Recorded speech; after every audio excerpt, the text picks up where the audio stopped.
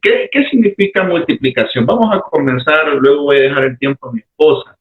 ¿Qué es multiplicar, hermanos? Lo poco en las manos del Señor se convierte en mucho. Entonces, quiero invitarle a que comience conmigo leyendo el primer libro de Reyes, en el capítulo 17. Busque su Biblia con nosotros. Primer libro de Reyes, capítulo 17, versículo del 8 en adelante vamos a leer. Aquí hay elementos muy importantes acerca de cómo se produce el milagro de la multiplicación. Eso poquito que en las manos de Dios se vuelve mucho, se vuelve abundante. Primer libro de Reyes, capítulo 17, versículo del 8 en adelante vamos a leer. Luego vamos a seguir estudiando un poquito más otra cita bíblica. Si ya lo tiene, dice la palabra del Señor, primer libro de Reyes, capítulo 17, versículo 8. Vino luego a él palabra de Jehová diciendo, o sea, Dios hablándole a Elías, el profeta Elías. Levántate, vete a Sarepta de Sidón y mora allí. He aquí, yo he dado orden allí a una mujer viuda que te sustente. Entonces él se levantó y se fue a Sarepta. Y cuando llegó a la puerta de la ciudad, he aquí una mujer viuda que estaba allí recogiendo leña. Y él la llamó y le dijo, te ruego que me traigas un poco de agua en un vaso para que beba. Y yendo ella para traérsela, él la volvió a llamar y le dijo, te ruego que hagas también un bocado de pan en tu mano.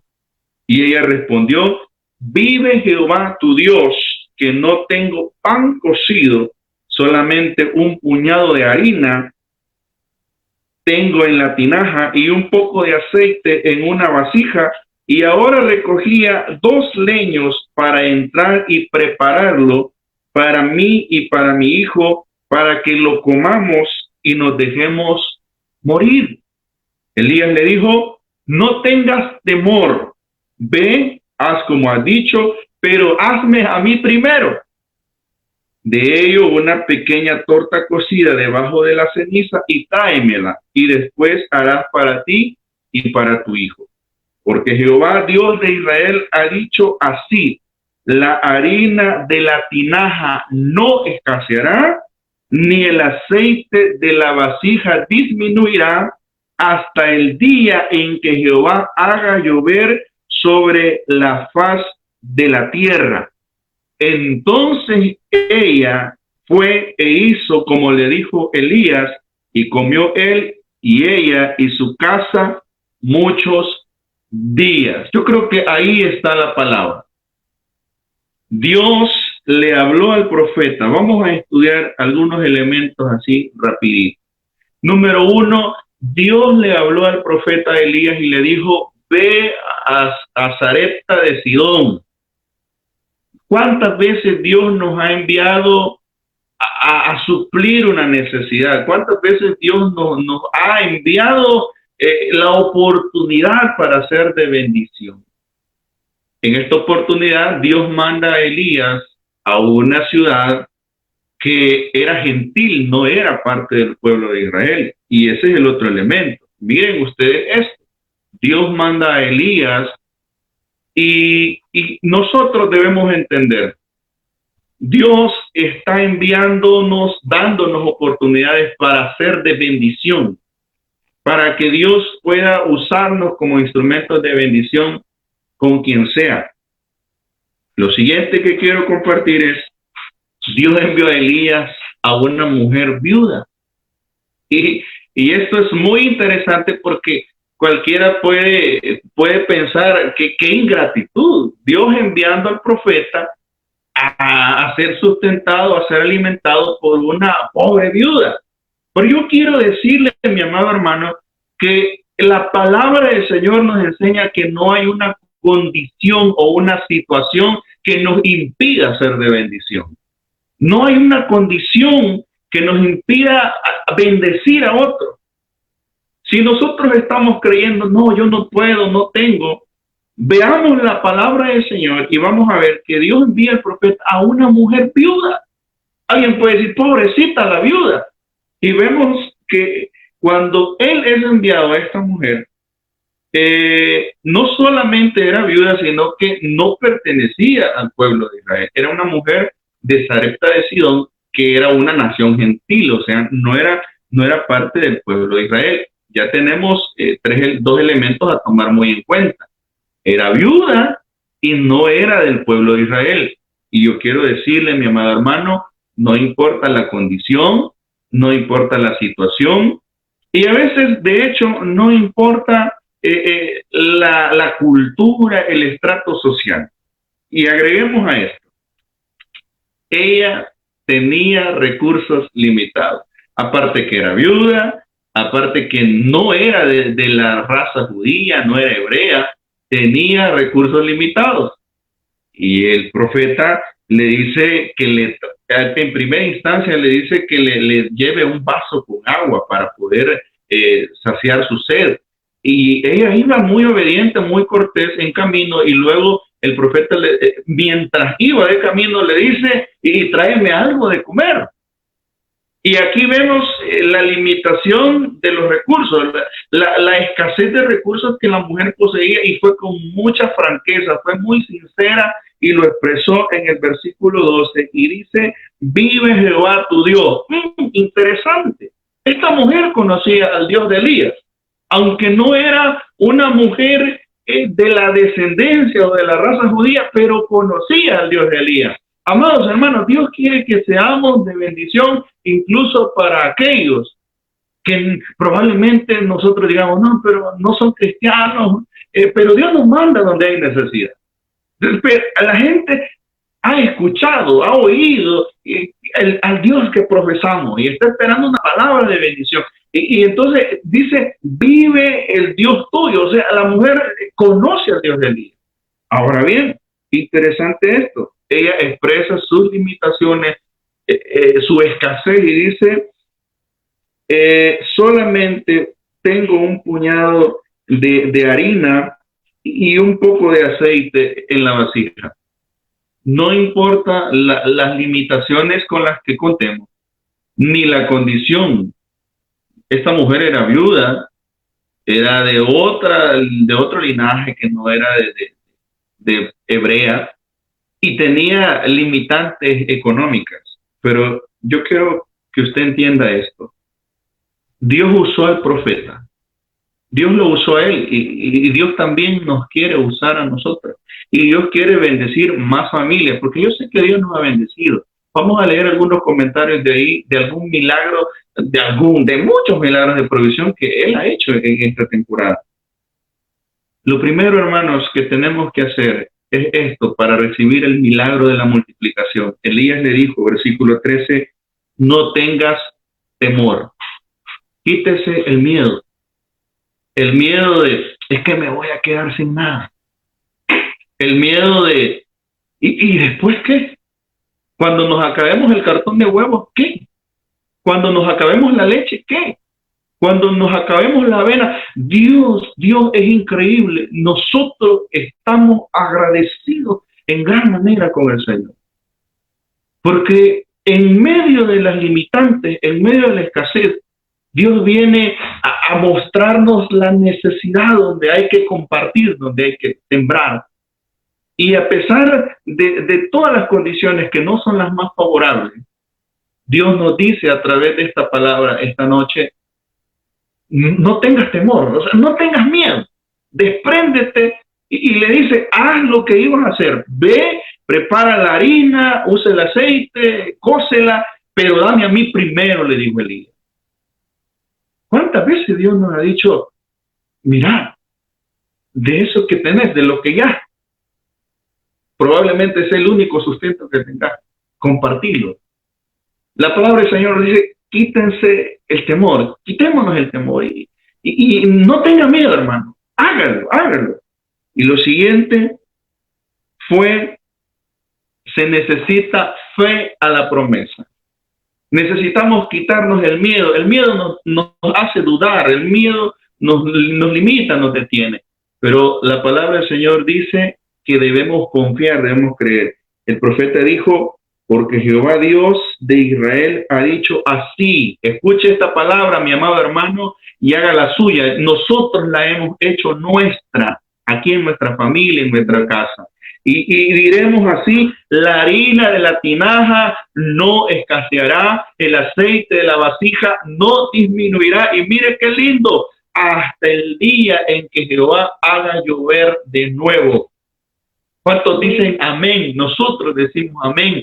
La harina no escaseará, ni el aceite disminuirá hasta que Dios haga llover, hasta que la economía se vuelva a restablecer. Sabemos que vienen los efectos post pandemia, post emergencia nacional, pero el Señor no permitirá que ni el aceite ni la harina escaseen hasta que todo vuelva a funcionar con relativa normalidad, por así decirlo, cuando la economía se recupere. Quítese el miedo, mi amado hermano, créale a la palabra del Señor, tenga fe y mire, qué lindo, versículo 15, entonces ella fue e hizo como le dijo Elías y comió ella, su casa por muchos días.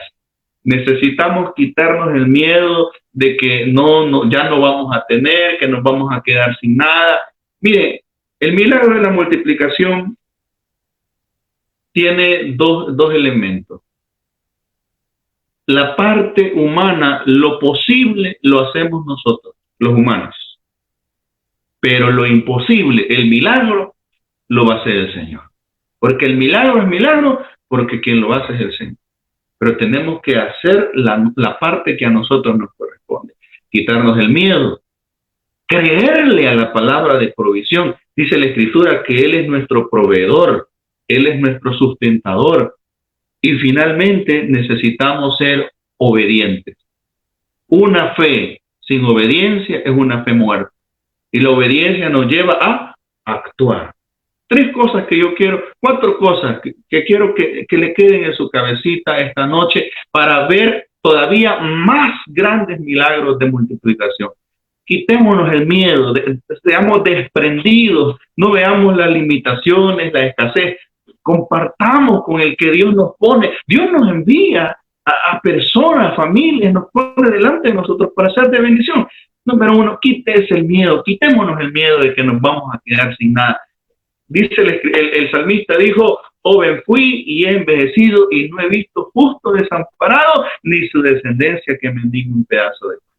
Y luego, téngale fe a esa palabra y sea obediente, no detenga el impulso que el Espíritu Santo ponga en su corazón y también, mi amado, actúe.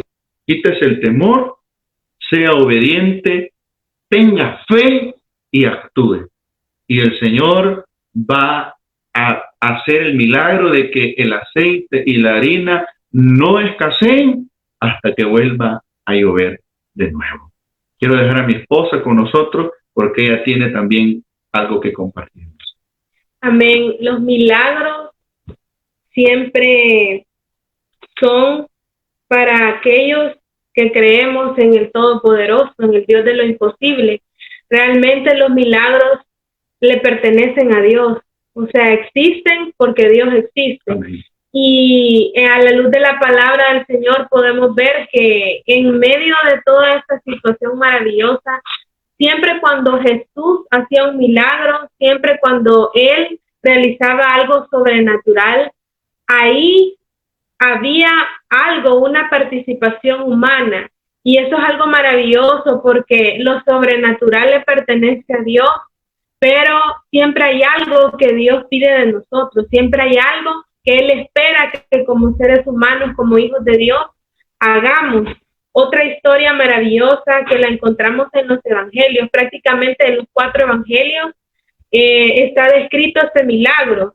Y sabemos que los que hemos leído un poco los evangelios, no todos los milagros o no todas las cosas se encuentran en todos los evangelios, pero por alguna razón el Señor quiso dejarlo en los 4 evangelios. Pero vamos a irnos a Juan, el evangelio de Juan capítulo 6, del versículo 1 al versículo 13. Así es que mientras usted lo busca ahí en su casa, yo comienzo a leerlo para avanzar un poco. Dice: después de esto, Jesús fue al otro lado del mar de Galilea, el de Tiberias, y le seguía gran multitud, porque veían las señales que hacía en los enfermos. Entonces subió Jesús a un monte y se sentó ahí con sus discípulos. Y estaba cerca la Pascua, la fiesta de los judíos. Cuando alzó Jesús los ojos y vio que había venido a él gran multitud, dijo a Felipe: ¿de dónde compraremos pan para que coman esto? Pero esto decía para probarle, porque él sabía lo que había de hacer. Felipe le respondió: 200 denarios de pan no bastarán para que cada uno de ellos tomase un poco. Uno de sus discípulos, Andrés, hermano de Simón Pedro, le dijo: aquí está un muchacho que tiene 5 panes de cebada y 2 pececillos. Mas, ¿qué es esto para tantos? Entonces Jesús dijo: haced recostar la gente, y había mucha hierba en aquel lugar, y se recostaron como un número de 5,000 varones. Y tomó Jesús aquellos panes, y habiendo dado gracias, los repartió entre los discípulos, y los discípulos entre los que estaban recostados, asimismo los de los peces, cuanto querían. Y cuando se hubieron saciado, dijo a sus discípulos: recoged los pedazos que sobraron, para que no se pierda nada. Recogieron pues y llenaron 12 cestas de pedazos, que de los 5 panes de cebada sobraron a los que habían comido. Qué poderoso fue ese milagro que Jesús realizó en ese tiempo. No puedo imaginar lo que los discípulos pudieron sentir en ese momento, sabiendo que ellos pudieron contemplar esos 5 panes y esos 2 pececillos, y estaban ahí preocupados. Y algo que a mí me llama la atención en primer lugar es que la multitud sigue a Jesús por los milagros, y eso es algo evidente, y eso es algo que no solo pasaba en los tiempos de Jesús, sino que pasa en la actualidad. En muchos lugares, en muchos países, en nuestro país incluso, hay multitudes que quieren ver milagros, que quieren ver algo poderoso, que están siguiendo las señales de Jesús, y eso no es malo. No es malo seguir los milagros de Dios. Ahora bien, si bien es cierto, la multitud seguía y querían experimentar algo sobrenatural, querían darse cuenta de quién era Dios realmente, debemos saber que como iglesia tal vez no vamos tras los milagros. Nuestro objetivo no es ir tras un milagro de Dios, aunque en el fondo de nuestro corazón puede ser que anhelemos y tengamos una petición, y quién no quiere milagros, ¿verdad? Sí. Es cierto, queremos milagros, pero ese no debe ser el objetivo por el cual sigamos a Jesús. La multitud sigue a Jesús porque quiere algo espectacular, algo maravilloso, y puede ser que Jesús lo haga, puede ser que el Señor lo haga. Y también hay milagros para la iglesia, también hay respuesta para la iglesia, pero nosotros debemos de ser conscientes que si buscamos al Señor de los milagros, lo buscamos porque le amamos, la buscamos porque deseamos estar con Él, porque Él es nuestro Dios y Él es nuestro Padre. Y en consecuencia de amarle, en consecuencia de buscar su presencia cada día, vienen a nosotros todas estas bendiciones, vienen a nosotros estos milagros de los cuales podemos disfrutar. Y ahí estaba la multitud, esperando algo de Jesús, pero algo maravilloso que yo puedo observar es que dice el versículo 2, y le veía gran multitud que veían las señales que hacía en los enfermos. Entonces subió a un monte y se sentó y ahí con sus discípulos. Pero en uno de los evangelios, principalmente en el evangelio de Mateo, dice literalmente que Jesús, cuando vio la multitud, tuvo compasión de ellos y les sanaba a los que estaban enfermos. El deseo de Jesús no solamente era alimentarlos materialmente, sino que el deseo de Jesús era que ya no siguieran en esa condición que habían estado por mucho tiempo, sanar sus cuerpos físicos, amén, sanar su alma, su vida espiritual y perdonar sus pecados. En Marcos dice que eran como ovejas que no tienen pastor. Jesús ve a la multitud con ojos de misericordia. Jesús ve a todas estas personas que le seguían, pero tal vez algunos no le seguían porque tenían hambre, porque no se imaginaban lo que iba a suceder ese día, pero realmente sucedió algo poderoso y es este milagro de la multiplicación de los panes y los peces. Otra cosa que yo puedo notar es que lo natural se convierte en sobrenatural. Acá nos habla de un muchacho en el versículo 9 y dice, aquí está un muchacho que tiene 5 panes de cebada y 2 pececillos más. ¿Más qué es esto para tantos? Y ese muchacho nunca le conoceremos el nombre porque la Biblia no lo dice, solo dice que era un muchacho. Pero vamos a la actitud de este muchacho. No es la cantidad de cosas que nosotros podamos tener en nuestra casa o en nuestras manos. No se trata de tener millones y millones en nuestros bolsillos para decidir compartir con alguien. Se trata de la disposición de nuestro corazón, como la de ese muchacho que tal vez su mamá le había preparado ese refrigerio porque no sabía cuánto tiempo iba a tardarse en regresar a casa.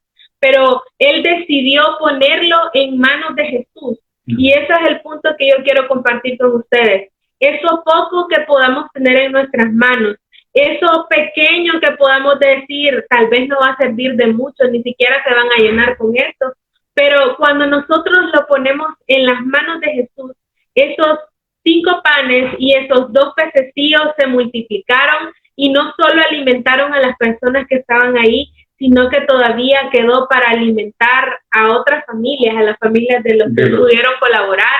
En un mensaje de un hermano recuerdo eso y me encantó porque dice que cuando tú sirves, Dios se encarga de ti. Entonces, eso poco que nosotros tenemos, esa pequeña cantidad, Dios conoce nuestro corazón y cuando lo ponemos en sus manos, Él se encargará de lo sobrenatural.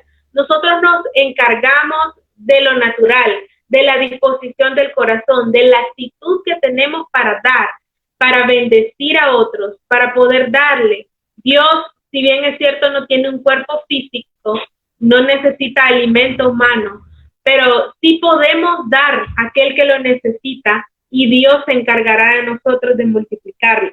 Y en tercer lugar, es la idea que ya había iniciado, Dios se encarga de los que le sirven. En el versículo 13 dice, recogieron pues y llenaron 12 cestas de pedazos, que de los 5 panes de cebada sobraron a los que habían comido.